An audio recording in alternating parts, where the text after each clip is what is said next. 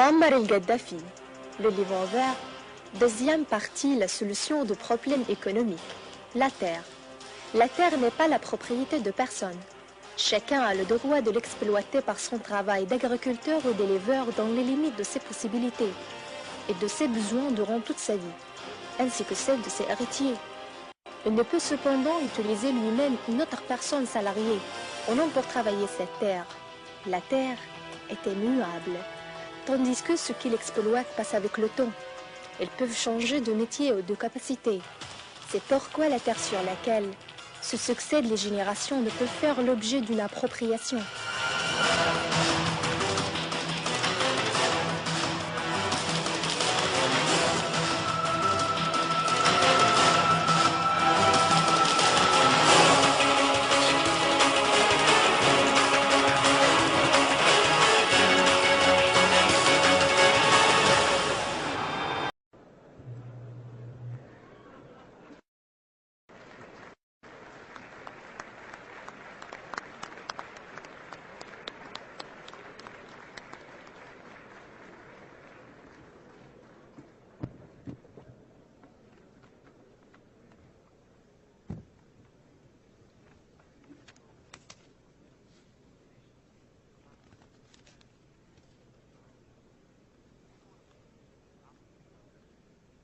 بسم الله.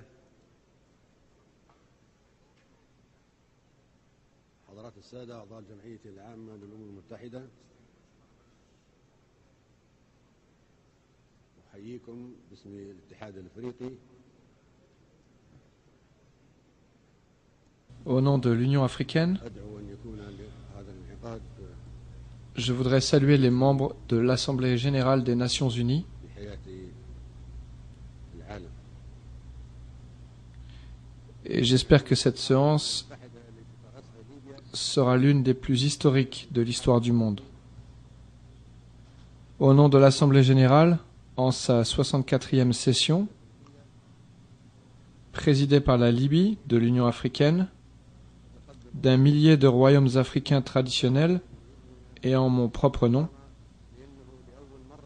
je voudrais saisir cette occasion en tant que président de l'Union africaine pour féliciter notre fils, M. Obama, qui participe pour la première fois à l'Assemblée générale en sa qualité de président des États-Unis.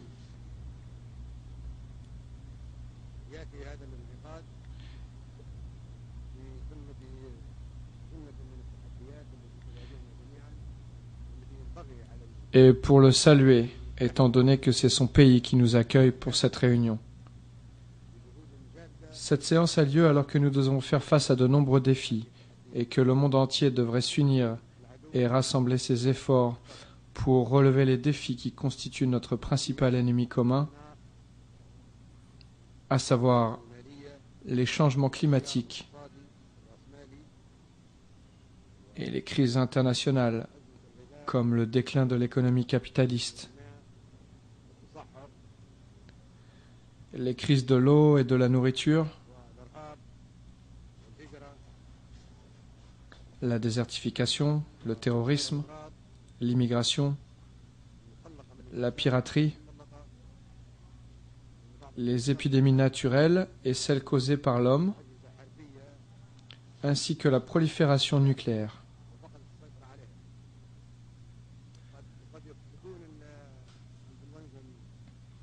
Sans doute le virus de la grippe, H1N1, originairement destiné à être utilisé comme une arme militaire, a-t-il été créé en laboratoire et s'est-il répandu accidentellement? Ces défis incluent également l'hypocrisie, la pauvreté, la peur, le matérialisme et l'immoralité.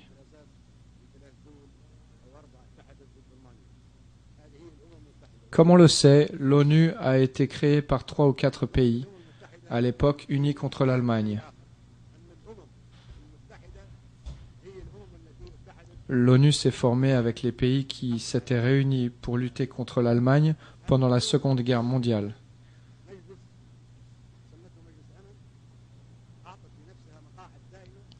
Ces pays ont constitué un organe appelé Conseil de sécurité, dont ils sont devenus les membres permanents,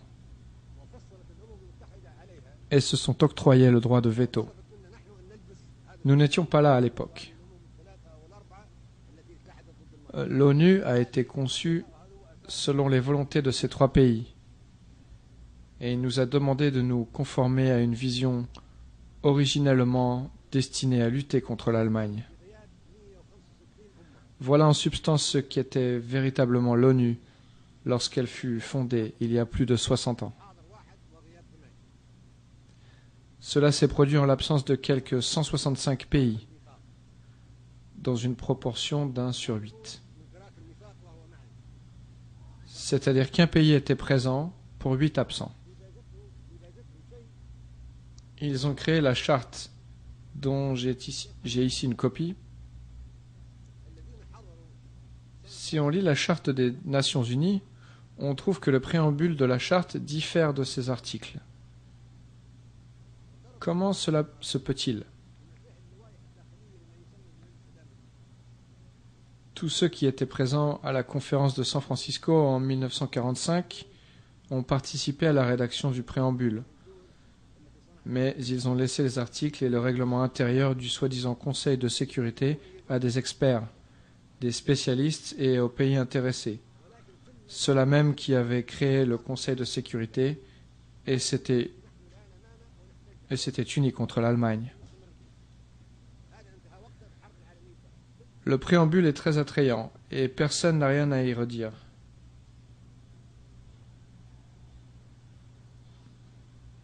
Mais toutes les dispositions qui viennent ensuite contredisent complètement le préambule.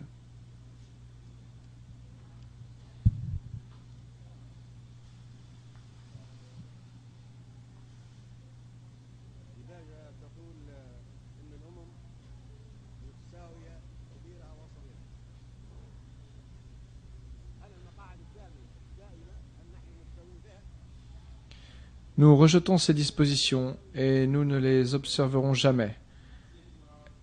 Elles sont révolues depuis la fin avec la Seconde Guerre mondiale. Le préambule dit que toutes les nations, grandes ou petites, sont égales. Sommes-nous égaux s'agissant des sièges permanents? Non, nous ne sommes pas égaux. Le préambule déclare noir sur blanc que toutes les nations sont égales, qu'elles soient grandes ou petites. Avons-nous le droit de veto? Sommes-nous vraiment égaux?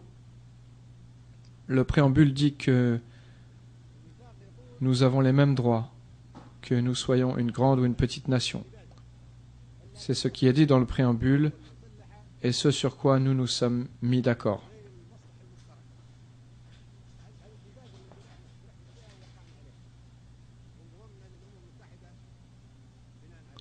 Le droit de veto contredit donc la charte. Les sièges permanents contredisent la charte. Nous n'acceptons ni ne reconnaissons le droit de veto. Le préambule de la charte déclare qu'il ne sera pas fait usage de la force des armes, sauf dans l'intérêt commun. C'est le préambule que nous avons adopté et signé. Et nous avons rejoint l'ONU parce que nous voulions que la charte reflète ces idées. Il dit que la force des armes ne doit être utilisée que dans l'intérêt commun de toutes les nations. Mais que s'est-il passé depuis? 65 guerres ont éclaté depuis la création de l'Organisation des Nations Unies et du Conseil de sécurité. 65 depuis leur création,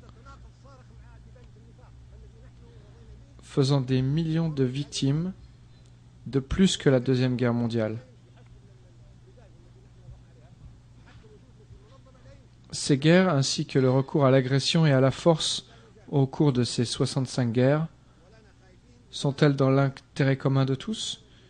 Non, elles sont dans l'intérêt d'un ou 3 ou 4 pays, mais certainement pas de toutes les nations.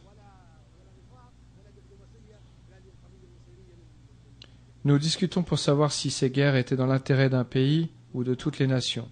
Cela contredit de manière flagrante la Charte des Nations Unies que nous avons signée Et à moins que nous agissions conformément à la charte des Nations Unies que nous avons adoptée, nous la rejetons. Et nous n'avons pas peur de parler à quiconque de façon peu diplomatique. Nous parlons à présent de l'avenir de l'ONU. Il ne devrait pas y avoir ni hypocrisie, ni diplomatie, parce que cela concerne la question importante et vitale de l'avenir du monde. C'est l'hypocrisie qui a entraîné les 65 guerres depuis la création de l'ONU. Le préambule déclare également que s'il est fait usage de la force des armes, cela doit être une force de l'ONU. Par conséquent, une intervention militaire de l'ONU, avec l'accord conjoint des Nations Unies, et non pas seulement d'un, deux ou trois pays qui recourent à la force des armes.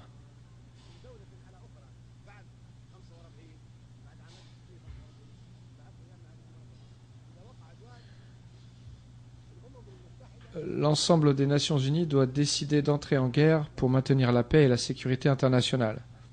Depuis la création de l'ONU en 1945, si un pays commet un acte d'agression envers un autre, l'ensemble des Nations Unies doit condamner et mettre fin à cet acte.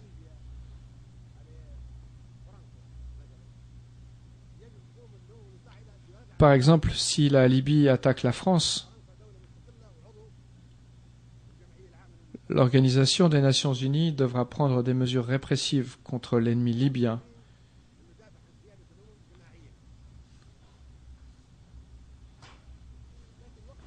Car la France est un État indépendant et souverain, membre de l'Assemblée générale des Nations Unies. Nous avons l'obligation de défendre la souveraineté des États de manière collective.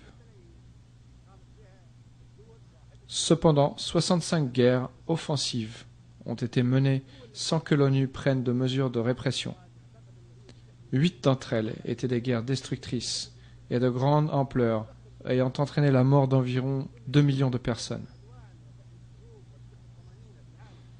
Ces guerres ont été menées par les États disposant d'un siège permanent au Conseil de sécurité et du droit de veto.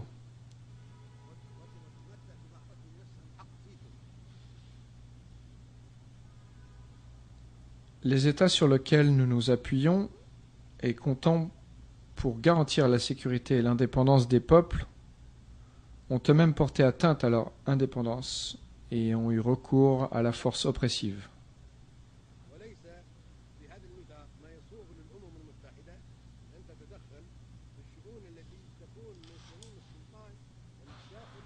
Nous pensions qu'il ferait reculer l'ennemi, protégerait les populations et apporterait la paix dans le monde.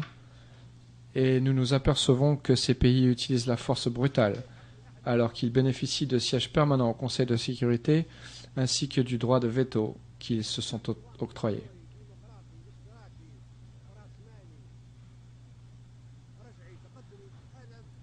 Aucune disposition de la présente charte n'autorise les Nations Unies à intervenir dans des affaires qui relèvent essentiellement de la compétence nationale d'un État. Cela signifie que le régime étatique relève des affaires intérieures d'un pays et que personne ne peut intervenir dans ces affaires. Le régime en place peut être dictatorial, démocratique, socialiste, capitaliste, réactionnaire ou progressiste. Cela concerne la société elle-même, car il s'agit d'affaires intérieures.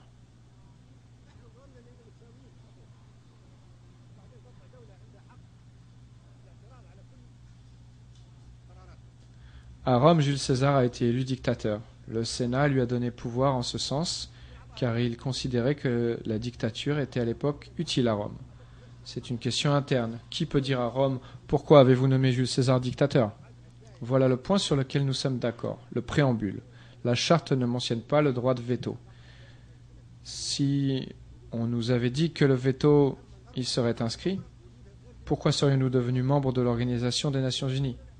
Nous avons rejoint l'Organisation des Nations Unies car nous sommes égaux en droit et non pour que se représente ensuite un État qui s'est arrogé le droit de s'opposer à toutes nos décisions et dispose d'un siège permanent. Qui le lui a accordé ? 4 États se sont octroyés leur siège. Le seul pays qui dispose d'un siège permanent à l'issue d'un vote de l'Assemblée générale est la Chine. Nous lui avons donné nos voix pour qu'il y siège de manière permanente. La Chine est le seul État dont la présence au Conseil est démocratique. S'agissant des 4 autres sièges, leur présence relève de la dictature, nous a été imposée et nous la reconnaissons. Nous ne la reconnaissons pas, ni ne devons l'accepter. La réforme du Conseil de sécurité ne doit pas s'orienter vers une augmentation du nombre de sièges. Une telle mesure reviendrait à ajouter trop d'eau à l'argile, comme le dit littéralement un proverbe arabe. J'ignore comment l'interprète a traduit cette expression, mais elle est l'équivalent de retourner le couteau dans la plaie.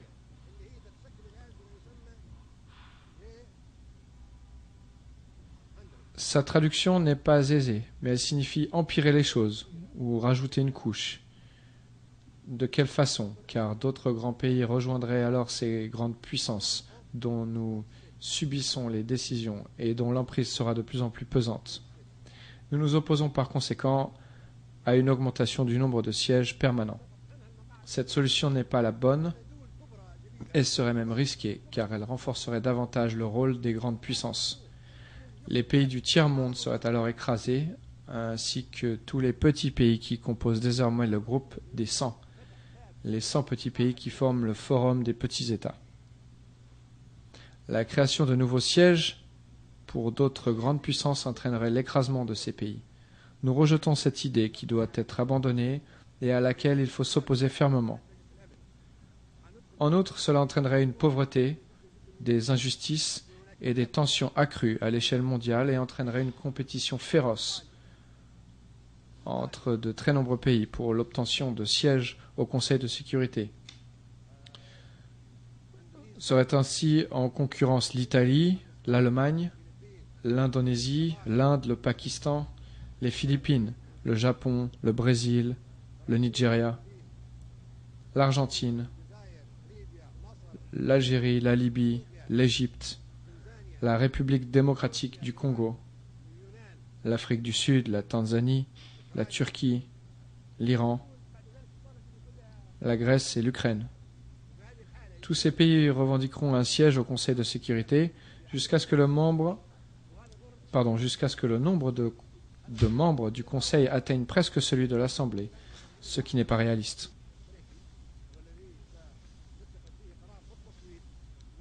Quelle est la solution? La proposition requise est soumise aujourd'hui à l'Assemblée générale, présidée par M. Ali Treki, qui devra se prononcer par vote.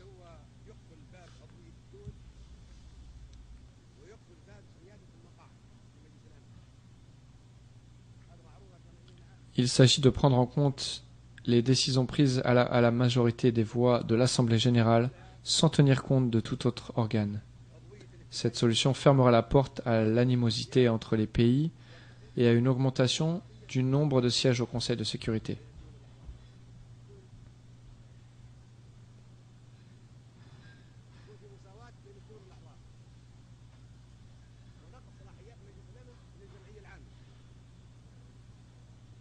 Cette proposition est soumise à l'Assemblée générale, au secrétaire général et à M. Treki.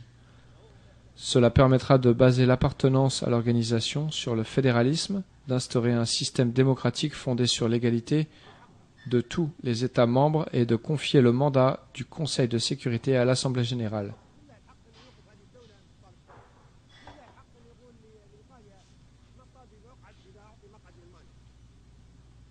Les fédérations, plutôt que les États, en seront membres. En effet, si nous ouvrons la voie à la réforme du Conseil telle qu'elle est actuellement envisagée, tous les États voudront disposer d'un siège au Conseil de sécurité, ce qui est leur droit puisque l'égalité entre les États est inscrite dans le préambule de la Charte. Comment les en empêcher? Qui peut leur interdire? Qui peut empêcher l'Italie de revendiquer un siège si on en accorde un à l'Allemagne? L'Italie est le premier pays à avoir rejoint les Alliés et à quitter l'Axe, alors que l'Allemagne était l'agresseur et a été vaincue. Pas l'Allemagne actuelle, l'Allemagne nazie. De même, si l'Inde obtient un siège, ce à quoi elle peut légitimement prétendre, le Pakistan doit aussi en avoir un. Ces deux États disposent de l'arme nucléaire et sont en guerre. C'est une solution dangereuse. Si le Japon obtient un siège, pourquoi en refuser un à l'Indonésie, qui est le plus grand pays musulman du monde? Que répondrez-vous ensuite à la Turquie, à l'Iran, à l'Ukraine, au Brésil, à l'Argentine ou à la Libye, qui a abandonné son programme d'armement nucléaire et qui mérite donc le droit de siéger au Conseil de sécurité car elle a contribué à la sécurité internationale?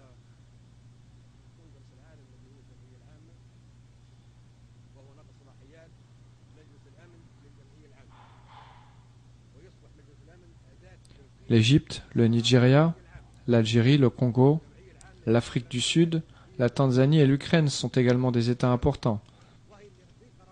Il faut abandonner cette idée. L'élargissement du Conseil est un stratagème absurde. Comment procéder à la réforme de l'ONU si d'autres grandes puissances viennent nous imposer leur volonté?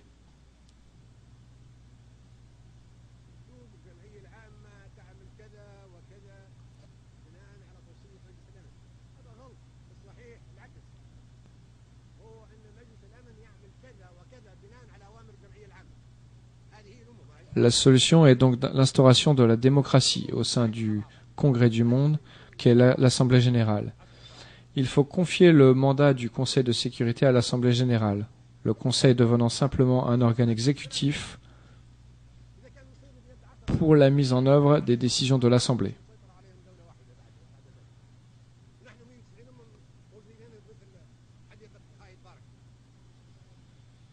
L'Assemblée est le Parlement du monde, le Congrès mondial, le législateur. Seules ces décisions ont un caractère obligatoire. C'est cela la démocratie.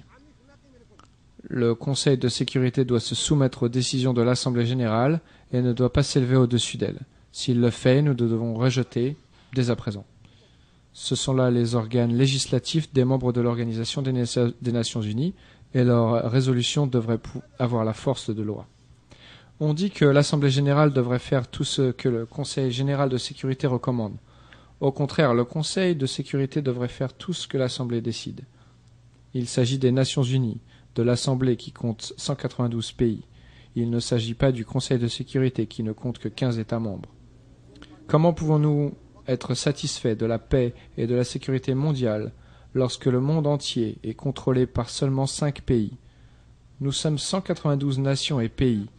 Et nous sommes comme des orateurs dans le Speaker Corner, le coin des orateurs, de Hyde Park, à Londres.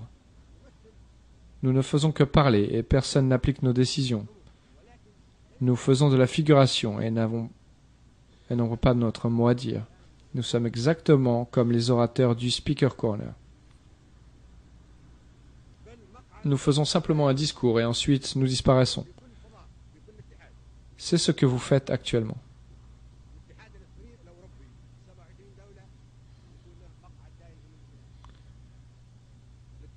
Les 27 pays de l'Union européenne devraient avoir un siège permanent au Conseil de sécurité.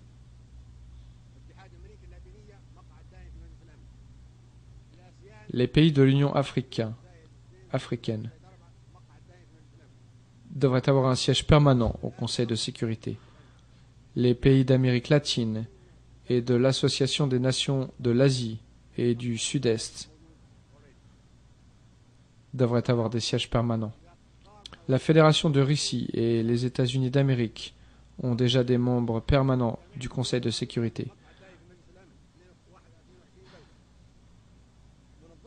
La Communauté de développement de l'Afrique australe, SADC, une fois qu'elle est pleinement constituée, devrait avoir un siège permanent. Les 22 pays de la Ligue des États arabes devraient avoir un siège permanent. Les 57 pays de l'Organisation de la Conférence islamique devraient avoir un siège permanent. Les 118 pays du mouvement des pays non alignés devraient avoir un siège permanent. Il y a également le G100.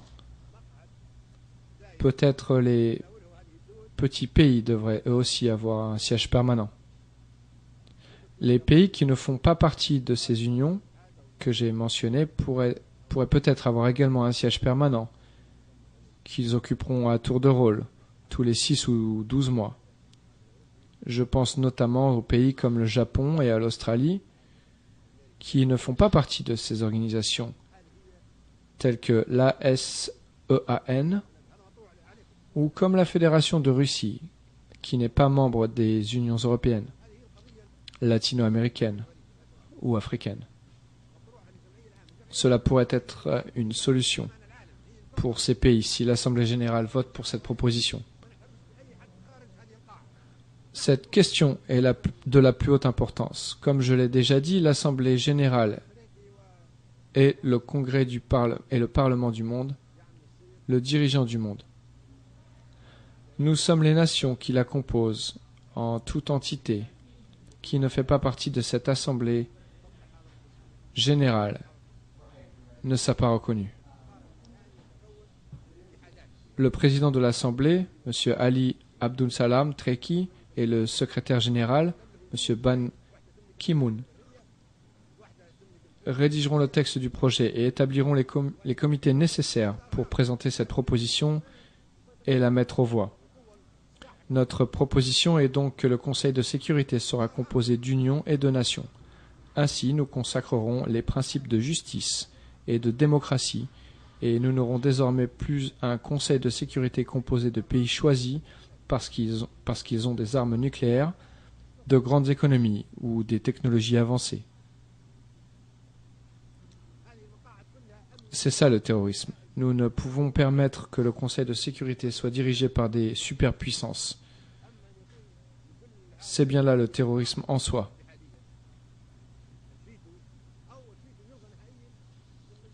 C'est ce que nous devrions faire si nous voulons un monde unifié, sûr et pacifique. Si nous voulons continuer de vivre dans un monde en proie à la guerre, c'est à vous de voir. Nous continuerons d'avoir des conflits et de nous battre jusqu'au jour du jugement dernier ou de la fin du monde. Tous les membres du Conseil de sécurité devraient avoir le droit d'user du veto, ou alors nous devrions nous débarrasser de l'idée même du veto avec cette nouvelle formation du Conseil. Ce serait un véritable Conseil de sécurité. Selon ces nouvelles propositions présentées à l'Assemblée générale, ce serait un conseil exécutif contrôlé par l'Assemblée générale qui aura réellement le pouvoir et pourra faire toutes les règles. Ainsi, tous les pays seront sur un pied d'égalité au sein du Conseil de sécurité, tout comme ils le sont au sein de l'Assemblée générale. Au sein de l'Assemblée générale, nous sommes tous traités sur un pied d'égalité pour ce qui est de devenir membre et de voter. Tel devrait également être le cas au sein du Conseil de sécurité. Aujourd'hui, un pays a le droit de veto, un autre pays n'a pas le droit de veto. Un pays a un siège permanent, un autre pays n'a pas de siège permanent.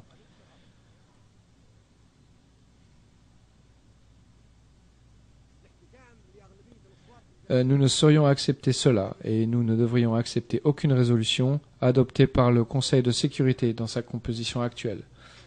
Nous avons été placés sous tutelle, nous avons été colonisés et maintenant nous sommes indépendants.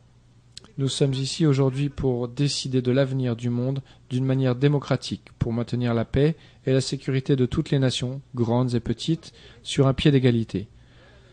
Sans cela, c'est du terrorisme. Car le terrorisme n'est pas seulement celui d'Al-Qaïda, mais revêt également d'autres formes.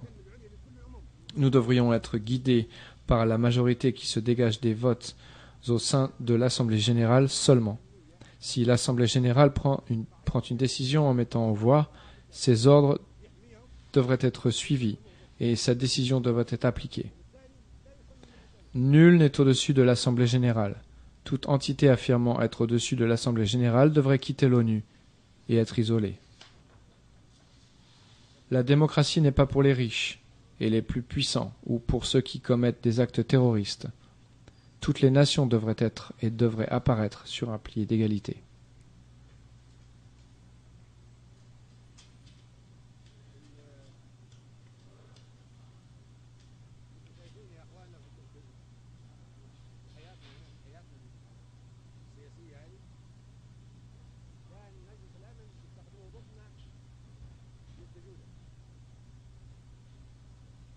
Aujourd'hui, le Conseil de sécurité est le symbole du féodalisme de la sécurité, du féodalisme politique exercé par les membres permanents pour se protéger et pour s'en servir contre nous. On ne devrait pas l'appeler Conseil de sécurité, mais Conseil de terreur. Sur le plan politique, s'ils ont besoin d'utiliser le Conseil de sécurité contre nous, ils s'adressent au Conseil de sécurité. S'ils n'ont pas besoin de l'utiliser contre nous, ils ignorent le Conseil de sécurité.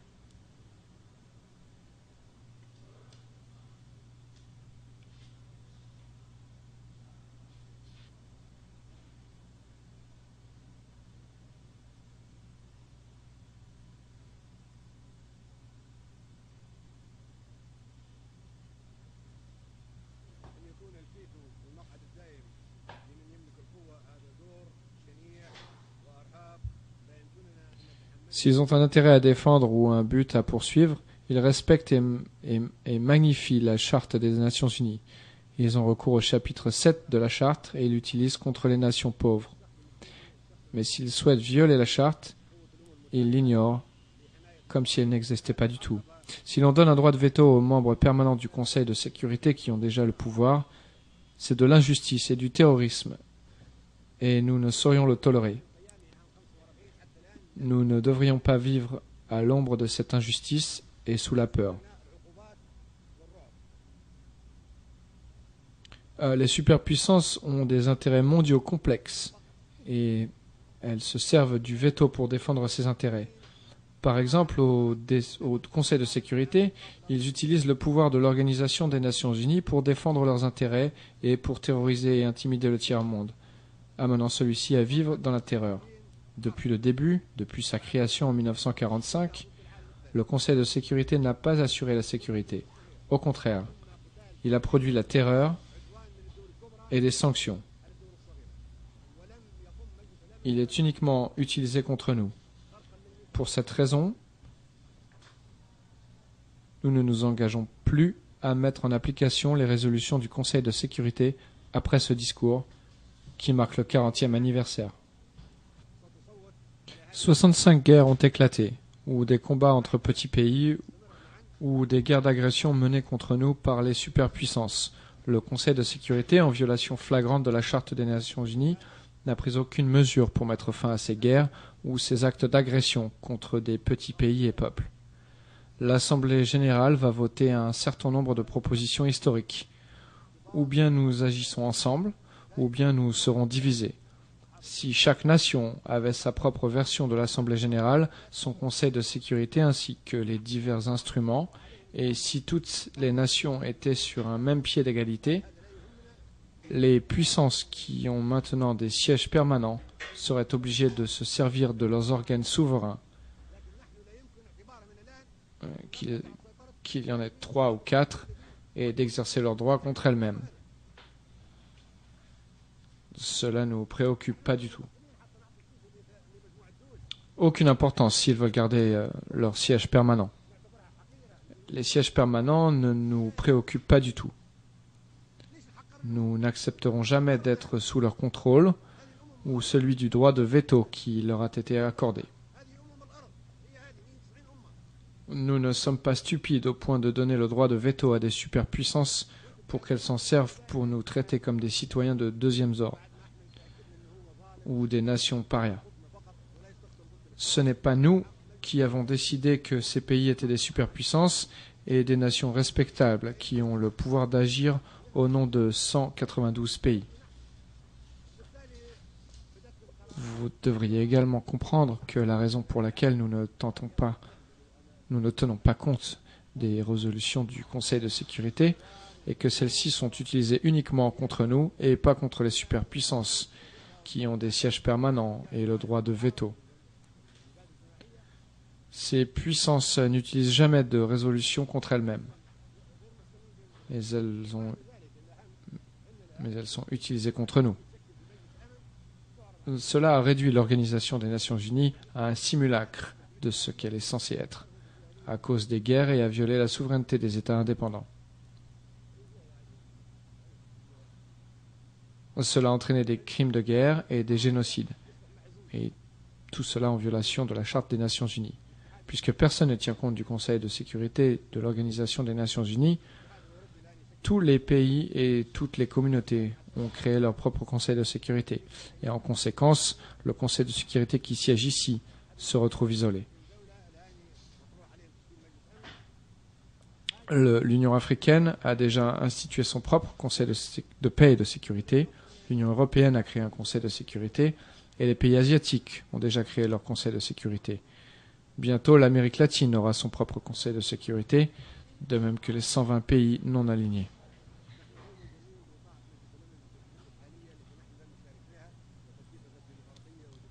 Cela signifie que nous n'avons plus confiance dans le Conseil de sécurité de l'Organisation des Nations Unies, qui ne nous a pas donné de sécurité, et c'est pour cette raison que nous sommes maintenant en train de créer de nouveaux conseils de sécurité régionaux. Nous ne nous engageons pas à respecter les règles ou les résolutions du Conseil de sécurité de l'Organisation des Nations Unies sous sa forme actuelle, parce qu'il n'est ni démocratique ni juste, mais dictatorial. Personne ne peut nous forcer à nous joindre au Conseil de sécurité ou à obéir ou respecter ses résolutions ou ses ordres avec sa structure actuelle. Par ailleurs, il n'existe ni respect à l'égard de l'Organisation des Nations Unies, ni considération pour l'Assemblée générale, qui constitue en fait la vraie organisation des Nations Unies, mais dont les résolutions n'ont pas la force obligatoire. Les décisions de la Cour internationale de justice, l'organe judiciaire international, sont uniquement rendues contre les petits pays et les nations du tiers-monde. Les pays puissants échappent à l'attention de la Cour. Ou alors, lorsque des décisions judiciaires sont prises contre ces pays puissants, elles ne sont pas mises en application.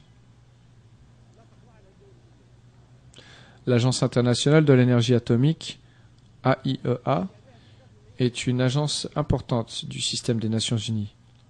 Cependant, les pays puissants ne sont pas obligés de lui rendre des comptes et ne relèvent pas de sa compétence. Nous avons découvert que l'AIEA est uniquement utilisée contre nous. On nous dit qu'il s'agit d'une organisation internationale, mais si tel est le cas, tous les pays du monde devraient relever de sa compétence. Si elle n'est pas réellement internationale, nous ne devrions plus l'accepter et nous devrions fermer ses portes, tout de suite, après le prononcé de ce discours. M. Trekkie, en sa qualité de président de l'Assemblée générale, devrait parler au directeur général de l'AIEA, M. El Baradei, et lui demander s'il est prêt à contrôler les stocks d'énergie nucléaire dans tous les pays et à vérifier toutes les éventuelles augmentations de stocks là où il existe des soupçons à ce sujet. S'il répond par l'affirmative, alors nous accepterons que l'agence est compétente. Si par contre il dit qu'il ne peut pas aller dans certains pays qui ont des capacités nucléaires et qu'il ne relève pas de sa compétence, alors nous devrions fermer les portes de cette agence et rejeter sa compétence.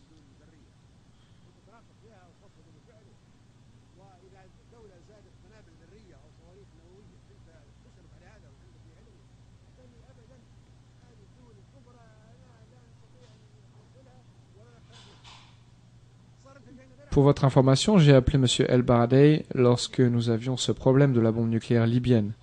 J'ai appelé M. El Baradei et je lui ai demandé si l'agence contrôlait la mise en application des accords conclus entre les superpuissances pour réduire leur fourniture nucléaire et s'il savait s'il y avait une augmentation d'activité nucléaire dans ces pays.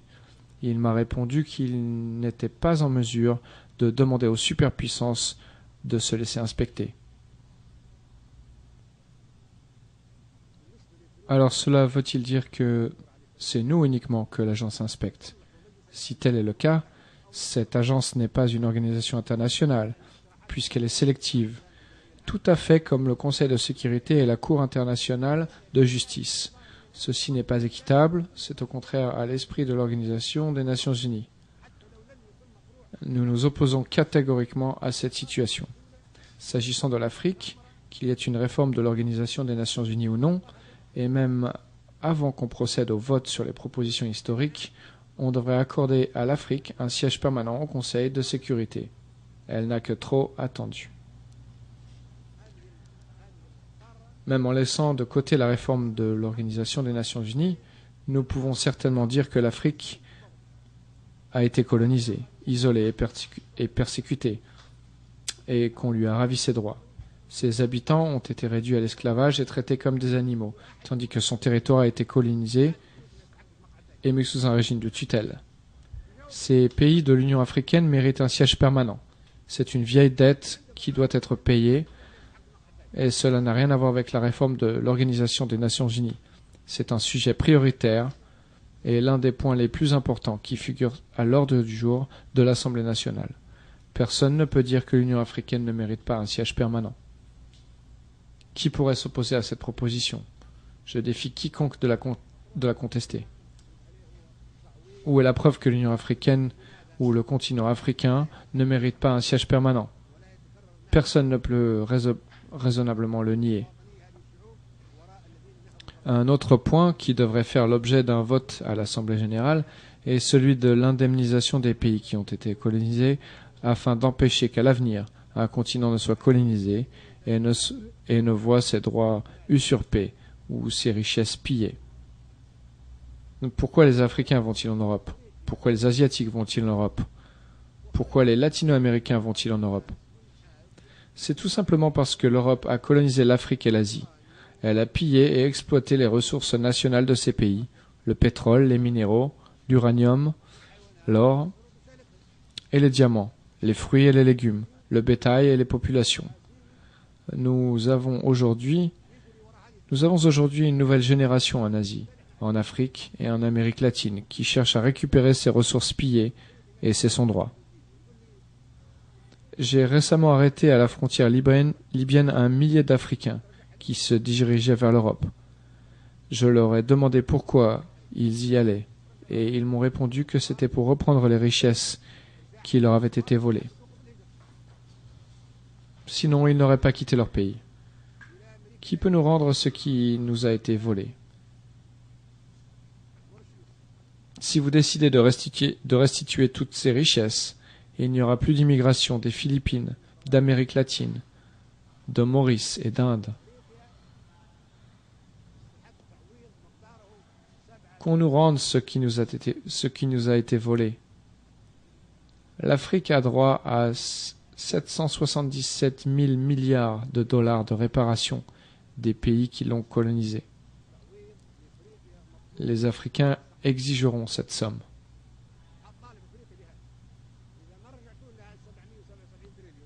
Et si vous ne le leur rendez pas, ils iront là où vous avez emmené ces milliers de milliards de dollars. Ils ont le droit de le faire. Ils doivent suivre la trace de cet argent et le ramener. Pourquoi n'y a-t-il pas d'immigration libyenne vers l'Italie, alors même que la Libye est si proche? L'Italie devait une compensation au peuple libyen. Elle a accepté ce fait et signé un accord avec la Libye. Accord qui a été approuvé par les parlements libyens et italiens. L'Italie a reconnu qu'elle avait eu tort de coloniser la Libye et que c'était une chose à ne pas refaire. Et elle s'est engagée à ne pas attaquer le peuple libyen par voie terrestre, aérienne ou maritime. L'Italie a également accepté de verser à la Libye 250 millions de dollars de réparation chaque année pendant 20 ans et de construire un hôpital pour les Libyens mutilés par les mines plantées sur le territoire libyen pendant la Seconde Guerre mondiale. L'Italie a présenté des excuses et promis qu'elle n'occuperait plus jamais le territoire d'un autre pays. Il faut saluer ces mesures prises par l'Italie, qui était un royaume à l'époque du régime fasciste et qui a beaucoup apporté à la civilisation, ainsi que le Premier ministre Berlusconi et son prédécesseur, qui ont également apporté leur contribution en la matière. Pourquoi le tiers-monde exige-t-il des réparations? Afin qu'il n'y ait plus de colonisation, afin que les pays grands et puissants ne colonisent plus.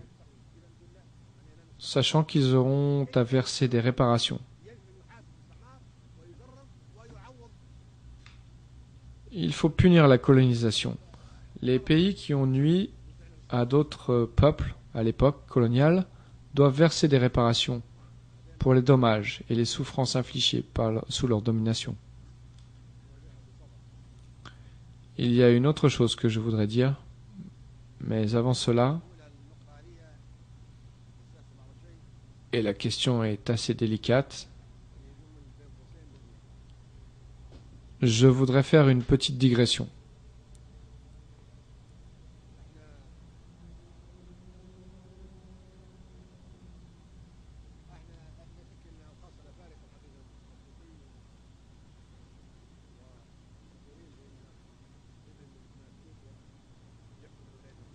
Nous, les Africains, sommes heureux et même fiers qu'un fils de l'Afrique soit aujourd'hui président des États-Unis d'Amérique. C'est un événement historique. Aujourd'hui, dans un pays où autrefois les Noirs ne pouvaient pas côtoyer les Blancs, dans les cafés ou les restaurants, ou s'asseoir à côté d'eux dans les autobus, le peuple américain a élu à la présidence un jeune homme noir d'origine kenyane, M. Obama. C'est merveilleux, et nous en sommes fiers. C'est le début d'un changement. Mais en ce qui me concerne, Obama est un soulagement temporaire pour les 4 ou 8 prochaines années. J'ai bien peur que nous ne revenions au point de départ. Personne ne peut garantir comment l'Amérique sera gouvernée après Obama. Nous serions heureux qu'Obama puisse rester éternellement président des États-Unis d'Amérique. La déclaration qu'il vient de prononcer montre qu'il est totalement différent de tous les présidents américains que nous avons vus.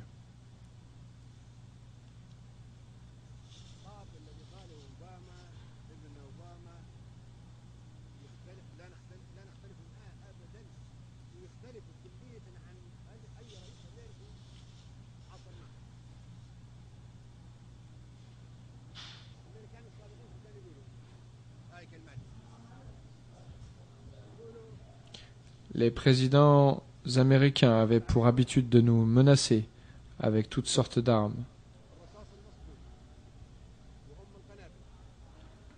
disant qu'ils allaient envoyer les opérations Tempête du désert, Raisin de la colère, Rolling Thunder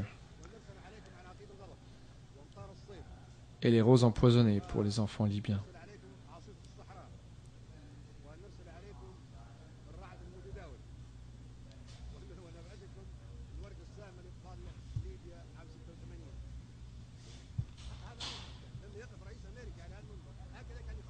C'était leur façon de procéder. Les présidents américains avaient pour habitude de nous menacer avec des opérations telles que Rolling Thunder au Vietnam, Tempête du désert en Irak.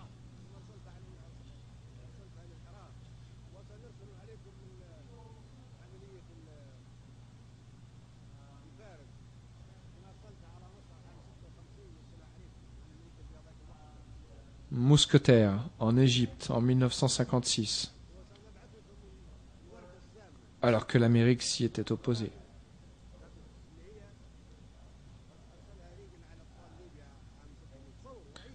Et les roses empoisonnées envoyées par Reagan aux enfants libyens. Vous vous rendez compte? On aurait pu croire que les présidents d'un grand pays ayant un siège permanent au Conseil de sécurité et le droit de veto, nous auraient protégés et donné la paix. Et qu'avons-nous au contraire? Les bombes guidées au laser, lancées par des F-111. C'était leur façon de procéder. Nous dirigeons le monde, que cela vous plaise ou non, et nous châtierons tous ceux qui s'opposeront à nous. Ce que notre fils Obama a dit aujourd'hui est complètement différent. Il a appelé sincèrement au désarmement nucléaire, ce dont nous nous félicitons.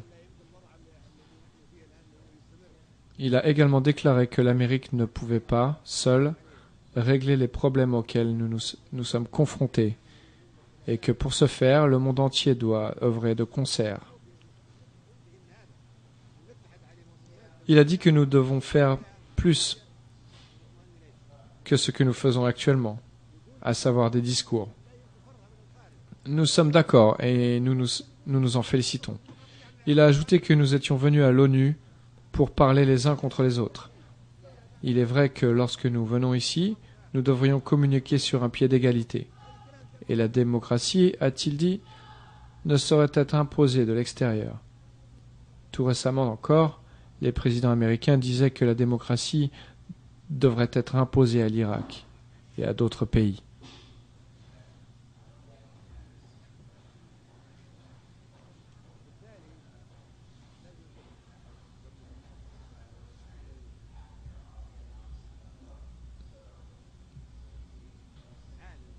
Obama a dit que c'était une affaire intérieure. Et il a dit vrai lorsqu'il a déclaré que la démocratie ne pouvait être imposée de l'extérieur. Restons attentifs avant d'aborder le point sensible. Considérez quelques instants l'expression suivante. Un monde multipolaire. Le monde doit-il forcément être multipolaire ?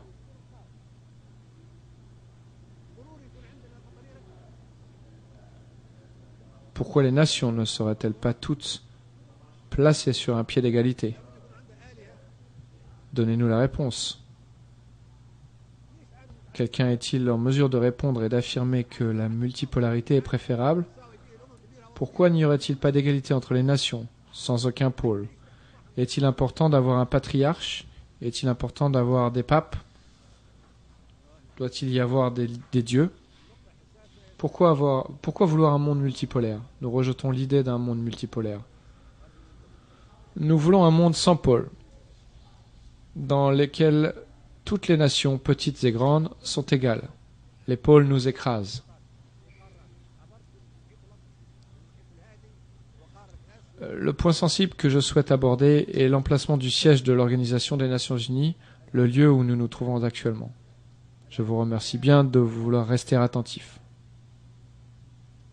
Vous avez tous traversé des océans et des continents. L'océan Atlantique, l'océan Pacifique, l'Asie, l'Europe et l'Afrique, pour venir ici. Pourquoi? Est-ce Jérusalem? Est-ce le Vatican? Est-ce la Mecque? Vous êtes tous éreintés, endormis, et souffrez du décalage horaire dont vous pâtissez sur le plan physique. Une personne vient d'arriver après 20 heures de vol.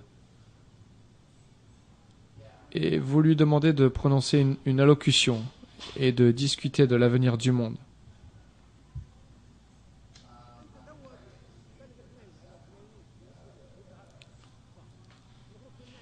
Il est clair que vous êtes tous assoupis et fatigués. Pour quelle raison? Pourquoi cette fatigue? Vous, par exemple, dans votre pays, les gens dorment en ce moment, en pleine nuit. Mais vous êtes réveillés alors que vous devriez dormir en fonction de votre horloge biologique. Je me suis réveillé ce matin à 4 heures, heure locale de New York, avant l'aube, car en Libye cela correspond à 11 heures du matin.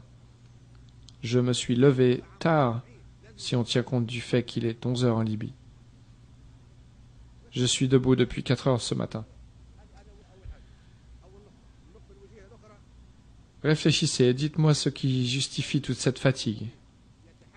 Si cela a été décidé en 1945, la situation doit-elle pour autant perdurer jusqu'à aujourd'hui?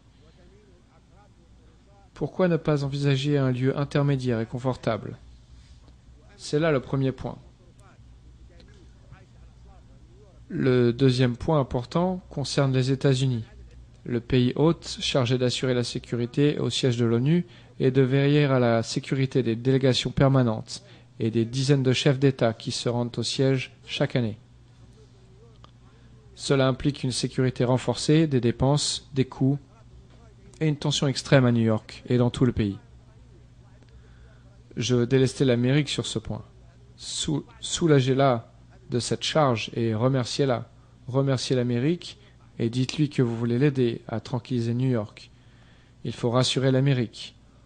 Elle n'aura plus à assumer la responsabilité de dizaines de chefs d'État qui se rendent au siège. Imaginons que quelqu'un fasse exploser l'avion ou la voiture d'un président. Un terroriste peut aussi venir faire sauter ce bâtiment, qui, d'ailleurs, est la cible d'Al-Qaïda. Oui, ces locaux. Pourquoi alors n'ont-ils pas été frappés le 11 septembre? C'est qu'ils n'ont pas eu le choix. Les opérations avortées étaient peut-être dirigées contre ce lieu, qui est la prochaine cible visée.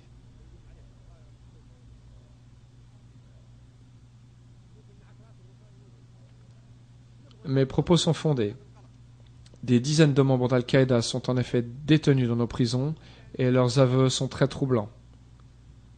L'Amérique vit ainsi sous très haute tension, car le bâtiment de l'Organisation des Nations Unies peut être la cible d'un détournement d'avion ou d'un missile pouvant entraîner la mort de dizaines de chefs d'État. Nous voulons soulager l'Amérique sur ce point. Nous la remercions, ne demandons qu'à l'aider et à transférer le siège dans un lieu non menacé. Au bout de 50 ans, le siège devrait être transféré vers une autre partie du monde. 50 ans en Occident suffisent. Les 50 années suivantes, il devrait se trouver au centre du globe, ou en Orient, et ainsi de suite, tous les 50 ans, à l'est, à l'ouest, au centre. Le siège se trouve ici depuis 64 ans, soit 14 ans de plus que la période qu'il faudrait respecter. Il devrait être transféré.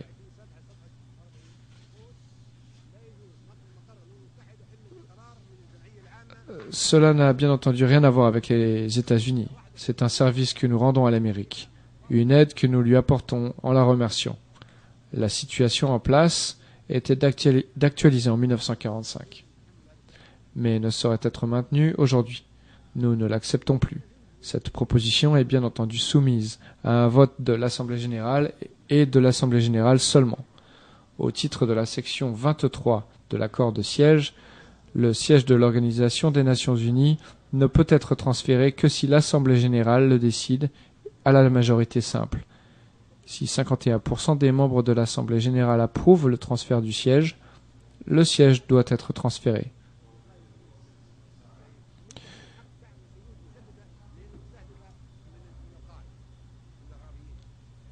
Nous n'avons pas à supporter tous ces tracas et à faire le voyage jusqu'ici depuis l'Inde, les Philippines, l'Australie ou les Comores. Je suis étonné que l'on demande à mon frère Hamad, président des Comores, de venir prononcer une allocution à l'Organisation des Nations Unies après 14 heures de vol. Comment peut-il prononcer une allocution alors qu'il subit les effets du décalage horaire? Les personnes qui viennent ici subissent d'autres tracas. Les États-Unis ont le droit d'imposer des restrictions importantes, car le pays est la cible d'Al-Qaïda, des terroristes. Il a le droit de prendre des mesures de sécurité, et nous ne remettons certainement pas cela en cause. Cependant, sommes-nous obligés de passer par toutes ces mesures? Cela n'est pas obligatoire. Pourquoi? Pour nous rendre à New York, notre venue à New York et toutes ces mesures ne s'imposent pas. Un président m'a fait part de ses griefs et expliqué que son copilote, attitré, n'avait pas été autorisé à rentrer aux États-Unis en raison de restrictions. Il a alors demandé comment il pouvait traverser l'océan Atlantique sans lui, et on lui a répondu de faire le voyage sans copilote. Pourquoi? Il n'a aucune obligation, il n'est pas tenu de venir. Un autre président s'est également plaint à moi et m'a dit que le chef de sa garde présidentielle n'avait pas obtenu de visa à cause d'une confusion sur son nom. Il a protesté, mais est venu sans lui. Un autre président m'a raconté que son médecin personnel n'avait pas pu l'accompagner car l'octroi de son visa a posé problème et qu'il ne pouvait pas rentrer aux États-Unis. Vous constaterez par vous-même que les mesures sont ici extrêmement strictes. Si un pays a des relations tendues avec les États-Unis, ils se voient imposer le choix de son représentant et de la composition de sa délégation. Il faut faire 50 pas dans une direction, marcher 500 mètres dans telle autre direction, comme si on trouvait à Guantanamo. S'agit-il d'un membre de l'Organisation des Nations Unies ou d'un détenu de Guantanamo? Voici ce qui est soumis au vote de l'Assemblée générale, le transfert du siège. Si 51% de ses membres votent pour le transfert du siège, il faudra procéder à un autre vote pour décider de son nouvel emplacement. Au centre du globe ou en Orient? Imaginons que l'Assemblée choisisse la première option et que la candidature de ces deux villes, Sirte et Vienne, soit soumise à un vote.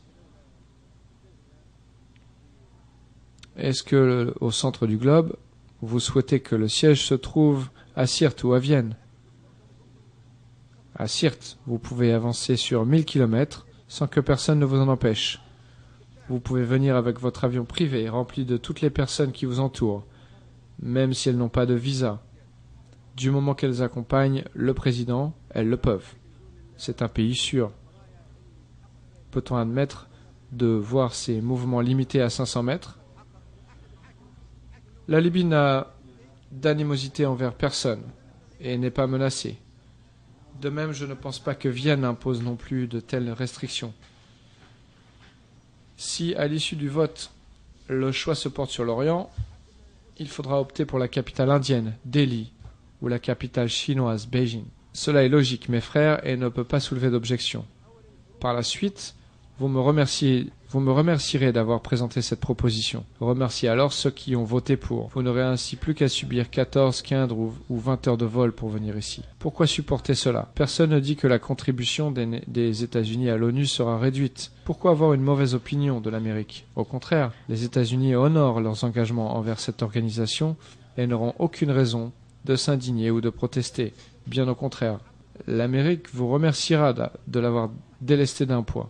L'Amérique devrait nous remercier d'avoir pris sur nous ce fardeau et toutes les restrictions, même si cet endroit est la cible des terroristes. Nous en venons maintenant aux questions qui seront examinées par l'Assemblée générale. Nous sommes sur le point de remettre l'ONU en question.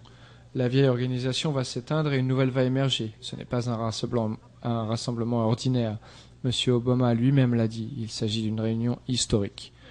Pourquoi les guerres qui ont lieu après la création de l'ONU ont-elles éclaté? Où était le Conseil de sécurité? Où était la Charte? Où était l'ONU? Il devrait y avoir des enquêtes et une intervention judiciaire. Pourquoi a-t-il eu des massacres? Commençons par la guerre de Corée qui a eu lieu après la création de l'ONU. Comment une guerre a-t-elle pu éclater et causer des millions de victimes? Des armes nucléaires auraient pu être utilisées au cours de cette guerre. Les responsables de ce conflit devraient être jugés et devraient payer des indemnités et des dommages. Venons-en maintenant à la guerre du canal de Suez en 1956. Ce dossier devrait être grand ouvert. 3 pays ayant un siège permanent au Conseil de sécurité et qui jouissent du droit de veto au Conseil de sécurité ont attaqué un État membre de l'Assemblée générale. Un État souverain, l'Égypte, a été attaqué. Son arme décimée. Des milliers d'Égyptiens tués et de nombreuses villes égyptiennes détruites. Tout cela parce que l'Égypte voulait nationaliser le canal de Suez. Comment une telle chose a-t-elle pu arriver à l'ère de l'Organisation des Nations Unies et de la Charte? Comment est-il possible de garantir une telle chose n'arrivera plus, à moins de reconnaître ses torts passés? C'était là le dangereux événement, et les dossiers des guerres de Corée et du canal de Suez devraient être réouverts. Ensuite, passons à la guerre du Vietnam. Cette guerre a fait 3 millions de victimes. Pendant 12 jours, plus de bombes ont été larguées que pendant les 4 années qu'a duré la Seconde Guerre mondiale. C'était un conflit plus acharné, et il s'est produit après la création de l'ONU, et après que nous avions convenu qu'il n'y aurait plus de guerre. L'avenir de l'humanité est en jeu. Nous ne pouvons pas rester silencieux. Comment pouvons-nous nous sentir en sécurité? Comment pouvons-nous être satisfaits? Il s'agit de l'avenir du monde. Et nous qui sommes membres de l'Assemblée générale des Nations unies devons faire en sorte que de telles guerres ne se répètent pas à l'avenir. Puis, ce fut au tour du Panama d'être attaqué, alors qu'il s'agissait d'un État membre indépendant de l'Assemblée générale. 4000 personnes ont été tuées, et le président de ce pays a été arrêté et jeté en prison. Noriega devrait être relâché, et nous devrions rouvrir ce dossier. Comment pouvons-nous autoriser un pays qui est un État membre de l'ONU à faire la guerre à un autre pays et à s'emparer de son président, à le traiter comme un criminel et à le mettre en prison. Qui accepterait cela? Cela peut survenir du nouveau. Nous ne devons pas nous taire. Nous devons mener une enquête. Chacun d'entre nous pourrait se retrouver dans la même situation, surtout si une telle agression est perpétrée par un État membre doté d'un siège permanent au Conseil de sécurité et chargé de veiller au maintien de la paix et de la sécurité dans le monde. Ensuite, ce fut la guerre de Grenade. Ce pays a été envahi alors qu'il était un État membre. Il a été attaqué par 5000 navires de guerre, 7000 soldats et des dizaines d'avions militaires. Or, c'est le plus petit pays du monde. Cela s'est produit après la création de l'ONU et du Conseil de sécurité et de son veto. Et le président grenadien, M. Maurice Bishop, a été assassiné. Comment cela a-t-il pu se produire en toute impunité? C'est une tragédie. Comment pouvons-nous déterminer que l'ONU est une bonne chose ou pas? Qu'un certain pays est bon ou ne l'est pas? Pouvons-nous, oui ou non, être en sécurité ou heureux au sujet de notre avenir? Pouvons-nous, oui ou non, faire confiance au Conseil de sécurité? Pouvons-nous, oui ou non, faire confiance à l'Organisation des Nations Unies? Nous devons jeter un coup d'œil sur les bombardements en Somalie et ouvrir une enquête. La Somalie est un État membre de l'ONU et un pays indépendant, dirigé par M. Aidid. Nous exigeons une enquête. Pourquoi cela est-il arrivé? Qui a permis que cela arrive? Qui a donné le feu vert pour que ce pays soit attaqué? Nous avons attaqué ensuite l'ex-Yougoslavie.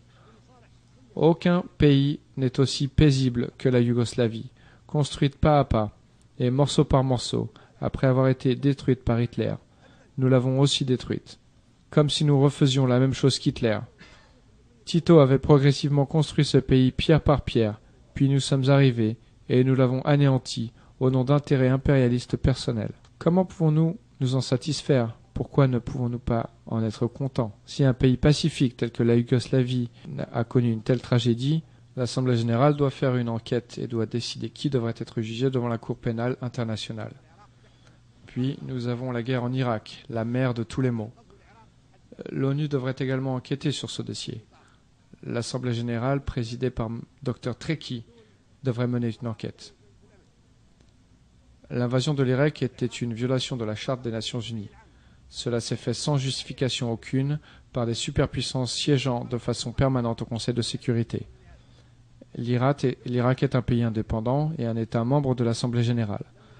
Comment ces pays peuvent-ils attaquer l'Irak? Comme le stipule la Charte, l'ONU aurait dû intervenir et stopper l'attaque. Nous avons pris la parole à l'Assemblée générale. Nous avons extorqué à l'user la Charte pour faire cesser cette attaque. Nous étions contre l'invasion du Koweït et les pays arabes ont combattu aux côtés de pays étrangers au nom de la Charte des Nations Unies. La première fois, la Charte a été respectée. La deuxième fois que nous avons voulu utiliser la Charte pour stopper la guerre contre l'Irak, personne ne l'a utilisé. Ce document fut totalement ignoré. Pourquoi? M. Trekkie et l'Assemblée générale devraient enquêter pour déterminer s'il y avait là la moindre raison d'envahir l'Irak. En effet,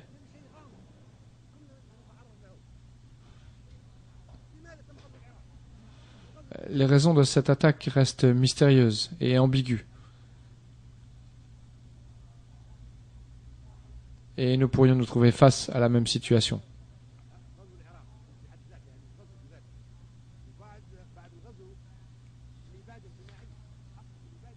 Pourquoi l'Irak a-t-elle été envahi? L'invasion elle-même était une grave violation de la Charte des Nations Unies et c'était en outre une erreur. Il y a eu aussi un massacre total ou un génocide. Plus d'1,5 million d'Irakiens ont été tués. Nous voulons que la Cour pénale internationale, CPI, soit saisie du dossier irakien et que ceux qui ont commis des meurtres de masse contre le peuple irakien soient jugés. Il est facile de juger Charles Taylor, Bashir ou Noriega. C'est une tâche aisée.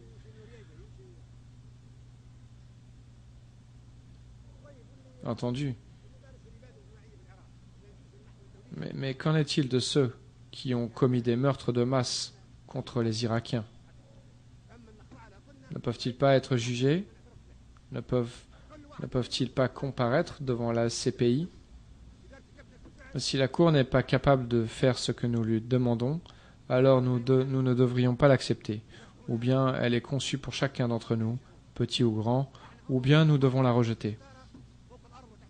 Quiconque commet un crime de guerre peut être jugé, et nous ne sommes pas du bétail ou des animaux, comme ceux que l'on massacre pour l'Aïd. Nous avons le droit de vivre, et nous sommes prêts à nous battre et à nous défendre. Nous avons le droit de vivre dans la dignité, sous le soleil et sur la terre. On nous a déjà mis à l'épreuve, et nous avons tenu bon.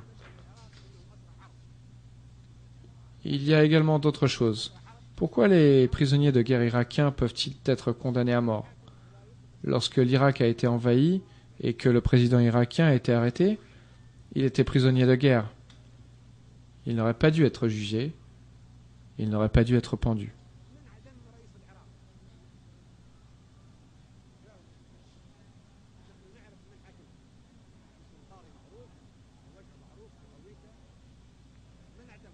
Une fois la guerre terminée, il aurait dû être libéré. Nous voulons savoir pourquoi un prisonnier de guerre devait être jugé. Qui a condamné à mort le président de l'Irak? Y a-t-il une réponse à cette question? Nous connaissons l'identité du juge qui a conduit le procès. Mais quant à ceux qui ont serré le nœud autour du cou du président le jour du sacrifice et l'ont pendu, ces personnes portaient des masques. Comment une telle chose a-t-il pu se produire dans un monde civilisé? Il s'agissait de prisonniers de guerre de pays civilisés obéissant au droit international. Comment des ministres d'un gouvernement et un chef de l'État ont-ils pu être condamnés à mort et pendus? Ceux qui les ont jugés étaient-ils des avocats ou des membres d'un système judiciaire? Savez-vous ce que les gens disent? Ils disent que les visages derrière ces masques étaient ceux du président des États-Unis et du premier ministre du Royaume-Uni, et que ce sont eux qui ont exécuté le président irakien. Pourquoi les bourreaux ne montrent-ils pas leur visage? Pourquoi ne connaissons-nous pas leur grade? Pourquoi ne savons-nous pas s'il s'agissait d'officiers, de juges, de soldats ou de docteurs? Comment se fait-il que le président d'un État membre de l'Organisation des Nations Unies ait été condamné à mort et exécuté? Nous ne connaissons pas l'identité de ces bourreaux. L'ONU a le devoir de répondre à ces questions. Qui a exécuté la sentence de mort? Ces personnes doivent bien avoir un statut juridique ou des responsabilités officielles. Nous devons connaître leur identité et nous devons savoir si un docteur était présent et quelle a été la nature de toutes les procédures judiciaires. Cela vaut pour tout citoyen ordinaire et encore plus pour le président d'un État membre de l'ONU qui a été exécuté de cette façon. Mon troisième point concernant la guerre en Irak porte sur Abu Ghraib, qui a constitué une honte pour l'humanité. Je sais que les autorités américaines vont enquêter sur ce scandale, mais l'ONU ne doit pas l'ignorer non plus. L'Assemblée générale devrait, elle aussi, mener une enquête.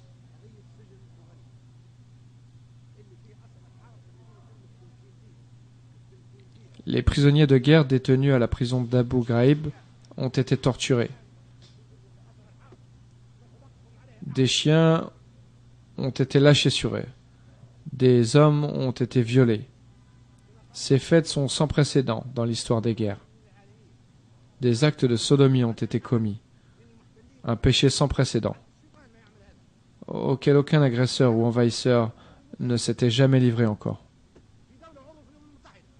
Les prisonniers de guerre sont des soldats, mais ces prisonniers, là, ont été violés dans leur geôle par un État qui est membre permanent du Conseil de sécurité.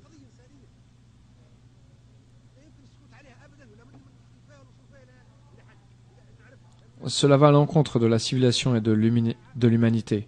Nous ne pouvons pas rester sans rien dire. Nous devons connaître les faits.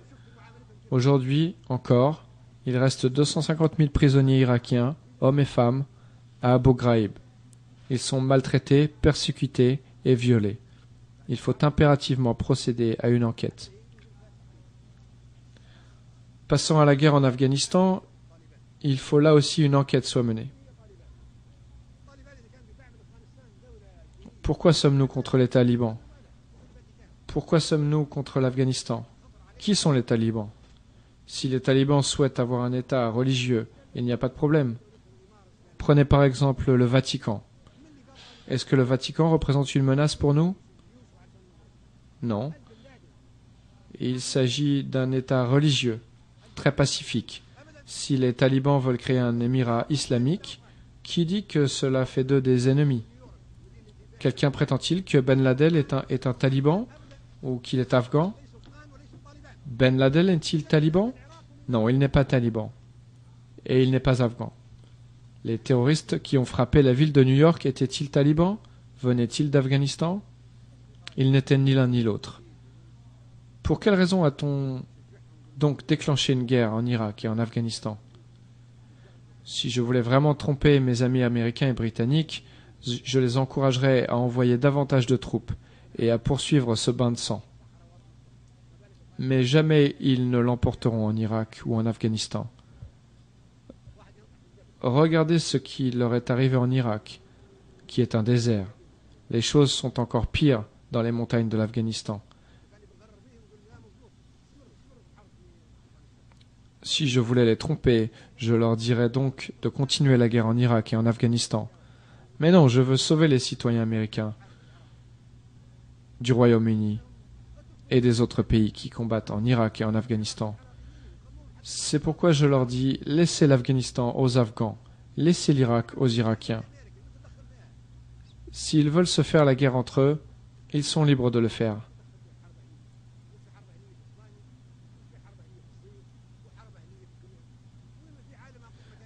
L'Amérique a eu sa guerre civile et personne n'est intervenu.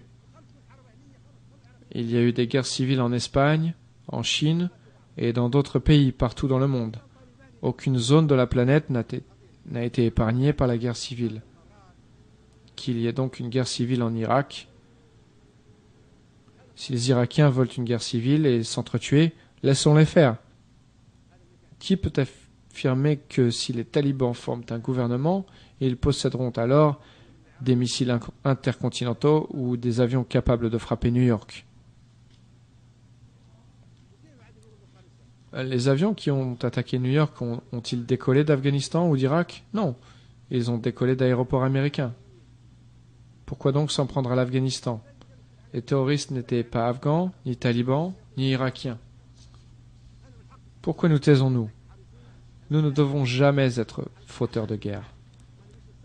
Quiconque qui ne dit pas la vérité est un suppôt de Satan. Nous sommes attachés à la paix et à la sécurité internationale.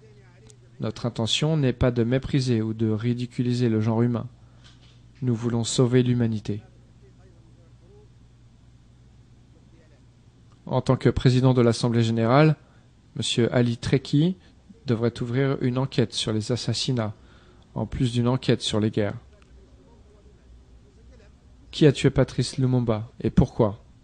Nous voulons simplement que cela figure dans les annales de l'histoire africaine. Nous voulons savoir comment un dirigeant africain, un libérateur, a pu être assassiné. Qui l'a tué? Nous voulons que nos fils puissent lire l'histoire de l'assassinat de Patrice Lumumba, le héros de la lutte pour la libération du Congo. Nous voulons connaître les faits, même 50 ans plus tard. C'est l'un des dossiers que nous devons rouvrir.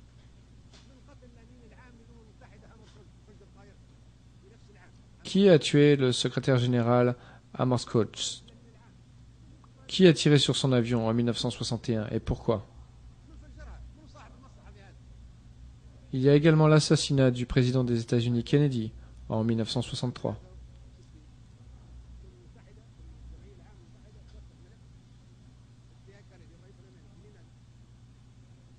Nous voulons savoir qui l'a tué et pourquoi.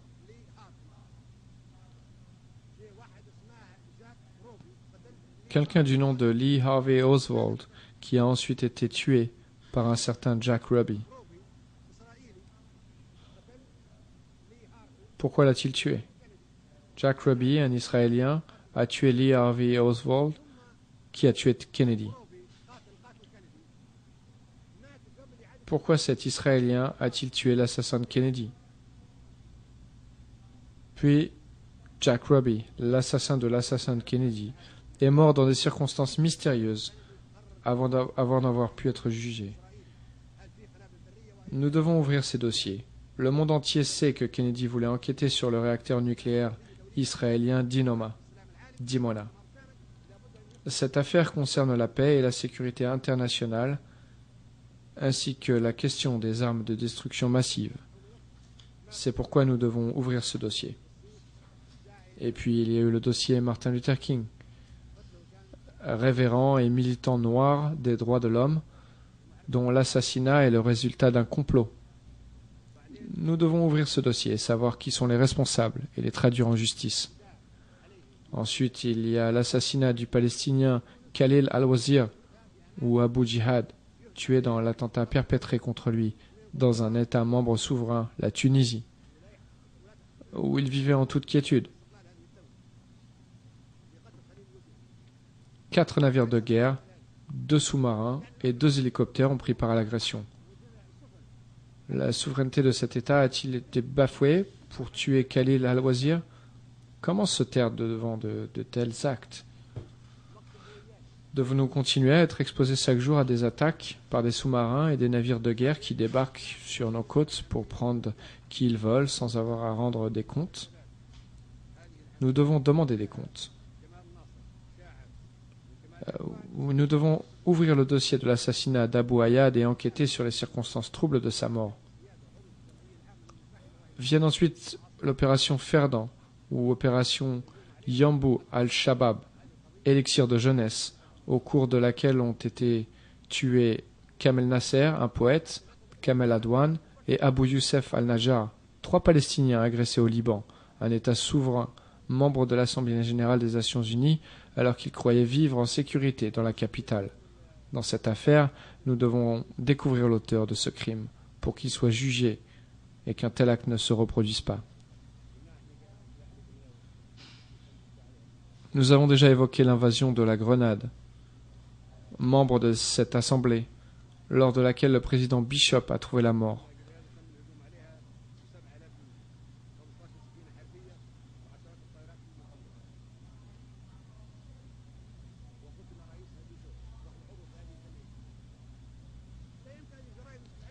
« 7000 soldats, 15 navires de guerre et des dizaines de bombardiers ont participé à cette opération contre un État membre. Il s'agit de crimes que l'on ne peut taire. Autrement, nous donnerions l'impression d'être des sacrifiés, et chaque année viendrait le tour de l'un d'entre nous. Nous ne sommes pas des animaux en laisse, nous luttons pour notre existence, pour nos enfants et nos petits-enfants. Nous n'avons pas peur car nous avons le droit de vivre. La terre n'a pas été créée pour les grandes puissances. Dieu l'a créée pour nous tous. Est-ce que nous allons y vivre dans la servilité? Certainement pas.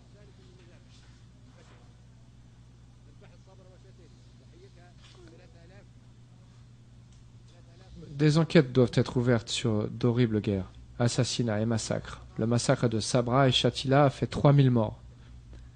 Cette zone était sous la responsabilité de l'armée israélienne d'occupation. Un massacre y a été perpétré contre des hommes, des femmes et des enfants, pour la plupart palestiniens. 3000 morts. Comment se taire devant un tel crime, alors que le Liban est un pays indépendant et membre de cette assemblée qui a été occupée, dont la région de Sabra et Shatila a été prise sous contrôle et où 3000 personnes ont été tuées.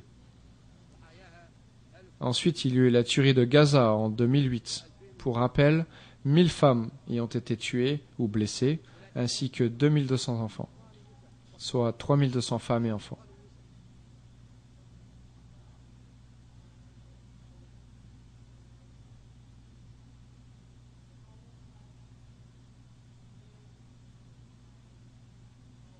تم تدمير 50 مؤسسة تابعة للأمم المتحدة مبعث الجمعية. تم تدمير 30 مؤسسة. 50 bâtiments des Nations Unies ont été détruits durant l'agression, ainsi que 30 autres appartenant à des organisations non gouvernementales. 60 centres de soins ont été détruits et 40 médecins et infirmiers ont trouvé la mort alors qu'ils œuvraient dans le cadre de l'action humanitaire. Il s'agit là du massacre de Gaza, perpétré en décembre 2008. Les agresseurs sont connus et toujours en vie. Ils doivent être jugés par la Cour pénale internationale. Seuls les petits États et les pays du tiers-monde sont-ils traduits devant cette institution à l'exclusion des protégés? Si elle n'est pas internationale, nous non plus, nous ne la reconnaissons pas. Si elle est internationale, alors tous les pays doivent être judiciables. Si les décisions de la Cour ne sont pas respectées et appliquées, si l'Agence internationale pour l'énergie atomique n'est pas au service de tous les pays, si l'Assemblée générale n'a aucun poids et si le Conseil de sécurité est monopolisé, alors à quoi sert l'Organisation des Nations Unies? À rien. Qu'est-ce que l'Organisation des Nations Unies? Qui sommes-nous? Il n'y a pas de Nations Unies. Venons-en maintenant à la piraterie. Il s'agit d'un phénomène qui peut se propager à toutes les mers du monde et constituer un danger similaire au terrorisme. S'agissant de la piraterie au large des côtes somaliennes, j'affirme que les Somaliens ne sont pas des pirates. Nous sommes les pirates. Nous avons mis la main sur leurs ressources, leurs moyens d'existence, leurs zones économiques et leurs eaux territoriales. Tous nos bateaux, libyens, indiens, américains, japonais et de tous les autres pays, commettent des actes de piraterie. Et nous sommes tous des pirates. Nous avons violé les eaux somaliennes et une fois le pays submergé, nous sommes venus le piller. Afin de protéger leurs ressources halieutiques qui constituent leur richesse et celles de leurs enfants, les Somaliens se sont tournés vers la piraterie.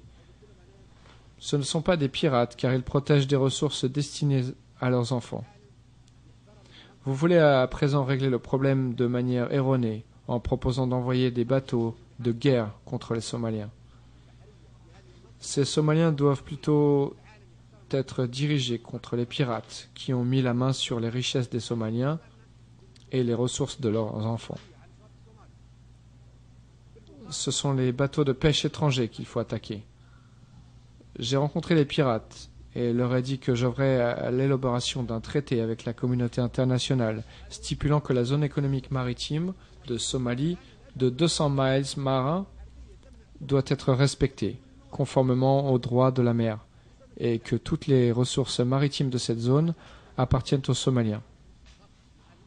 Le monde doit respecter cette région, et tous les pays doivent s'interdire de procéder à des rejets toxiques polluants dans les eaux territoriales et près des côtes somaliennes. En contrepartie, les Somaliens doivent cesser d'attaquer les navires. Cet accord sera finalisé et soumis à l'Assemblée générale des Nations unies. Voilà quelle doit être la solution, plutôt que d'envoyer quelques navires pour attaquer les Somaliens. Encore plus astucieux, des navires de guerre ont été envoyés pour empêcher aux Somaliens de quitter les ports et donc de rapporter le fruit de leur pêche à leurs enfants. Nous n'abordons pas le problème de la piraterie de la bonne façon, de même que nous n'adoptons pas la bonne approche pour lutter contre le terrorisme et les maladies. Pourquoi la manière de faire face aux maladies est-elle erronée? Si les vaccins contre la grippe porcine, il y aurait peut-être à l'avenir la grippe du poisson, car les entreprises liées aux services de renseignement y travaillent, se vendent à des prix prohibitifs. C'est qu'il s'agit de commerce. Un virus est créé et propagé à travers le monde pour que les entreprises capitalistes fassent des profits grâce à la vente des médicaments. Cela est inadmissible. Les vaccins et les médicaments ne doivent pas se vendre, mais doivent être offerts gratuitement. Lisez le livre vert. Il est interdit de vendre les médicaments. Annoncez la gratuité des médicaments et des vaccins, et les virus ne se propageront plus, car ils sont créés pour que les vaccins soient mis au point et que les entreprises capitalistes en tirent profit. C'est une mauvaise démarche. Proclamez la gratuité des vaccins, même en cas de virus réel, car ils doivent être fournis gratuitement. Le monde doit s'évertuer à fabriquer ces vaccins pour sauver des vies. Toutes ces questions, dossiers et affaires sont portés à l'attention de l'Assemblée générale des Nations unies, qui doit s'y consacrer pleinement. Passons maintenant à la Convention d'Ottawa, qui interdit la production, le transfert et la vente des mines terrestres. Il s'agit là d'une erreur. Les mines sont une arme défensive et non pas offensive. Les mines ne se déplacent pas et n'attaquent pas, mais demeurent là où elles ont été placées. Pourquoi se rendre là où elles se trouvent?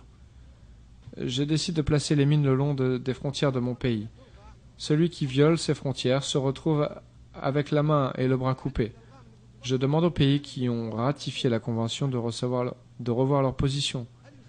Pour plus de détails sur ce sujet, le site web alqaddafi.net offre plus ample explications concernant les amendements à apporter.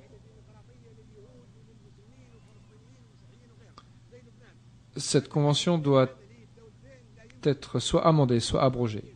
Ils veulent aussi nous dépouiller de nos mines antipersonnelles. Je veux utiliser des mines devant chez moi et devant mon exploitation. C'est un moyen de défense et non une arme offensive. Éliminez plutôt les armes nucléaires et les missiles qui traversent les frontières.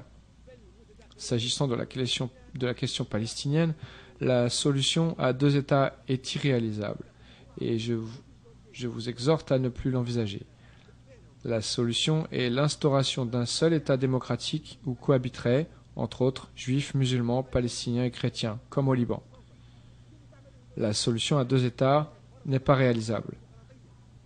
La partition du territoire est vouée à l'échec, car il ne s'agit pas de 2 États voisins.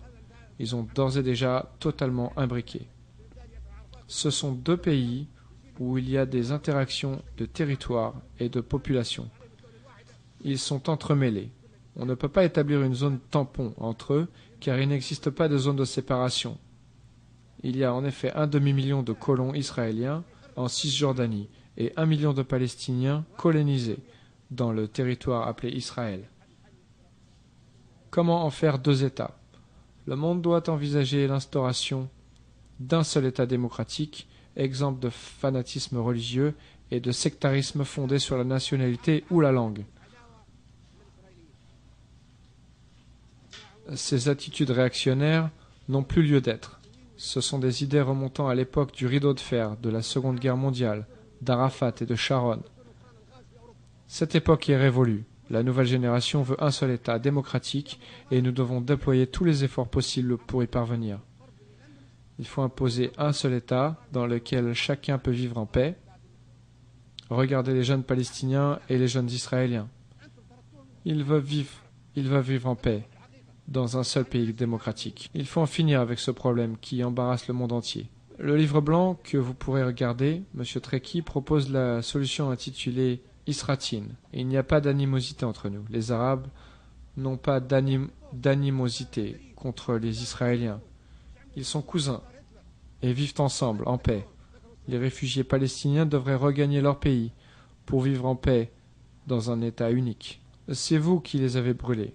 C'est vous qui êtes responsable de l'Holocauste et qui avez construit les fours crématoires et les chambres à gaz en Europe. C'est vous qui haïssez les Juifs, ce n'est pas nous. Nous leur avons donné refuge pendant l'ère romaine, lorsqu'ils ont été expulsés d'Andalousie, et à l'époque de la guerre avec Hitler, des fours crématoires d'Hitler et des gaz mortels. Nous les avons protégés. Vous les avez expulsés. Et vous leur avez dit d'aller combattre les Arabes. Rétablissons la vérité. Nous ne sommes pas les ennemis des Juifs. Ce sont nos cousins. Les Juifs vont un jour avoir besoin des Arabes, et les Arabes vont les protéger dans l'avenir, comme ils l'ont fait dans le passé. Rappelez-vous de ce que Titus, Adrien, Édouard Ier et Hitler ont fait aux Juifs. C'est vous qui les haïssez, qui haïssez les Sémites. En quelques mots, la question du Cachemire appelle à une seule solution, à savoir que le Cachemire devienne un État indépendant, ni indien, ni pakistanais, pour que ce conflit se termine.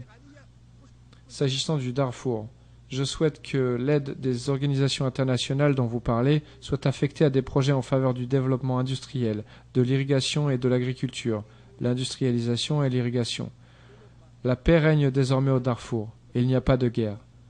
C'est vous qui avez dramatisé la situation à des fins d'ingérence pour y asseoir votre influence en raison du pétrole et au détriment des habitants du Darfour. L'affaire Hariri est devenue un problème de l'ONU parce que vous avez demandé à l'ONU d'enquêter sur l'affaire Hariri, Dieu ait son âme. Vous voulez sacrifier le sang de Hariri et tirer profit de sa dépouille pour régler des comptes avec la Syrie. Sinon pour quelle autre raison? Le Liban n'est-il pas un État indépendant avec un parquet, des lois, des tribunaux, une force de police capable de trouver les coupables? En réalité, ce ne sont pas les coupables que l'on recherche, mais l'on cherche plutôt à régler des comptes avec la Syrie. L'affaire Hariri est sacrifiée et l'enquête ne donnera aucun résultat. Partant, il faut que l'Organisation des Nations Unies soit également saisie des affaires Abu Ayyad, Khalil al-Wazir, Kennedy, Lumumba et Hammarskjöld. La Libye assure actuellement la présidence de l'Assemblée générale et c'est son droit. La Libye peut contribuer à aider le monde et à passer d'une époque à l'autre, à passer d'un monde malmené, affligeant, humilié, terrifié, redoutable et menaçant, à un monde où règne l'humanisme et la tolérance. J'assurerai le suivi de cette action avec l'Assemblée générale, avec M. Trekki et avec le secrétaire général, car nous ne permettons aucune complaisance ni concession s'agissant de la destinée de l'humanité, du combat que mènent les hommes pour vivre en paix, de la lutte du tiers-monde en particulier, et des 100 petits pays pour vivre comme il se doit, sous le soleil et sur terre. Ce combat sera poursuivi jusqu'au bout.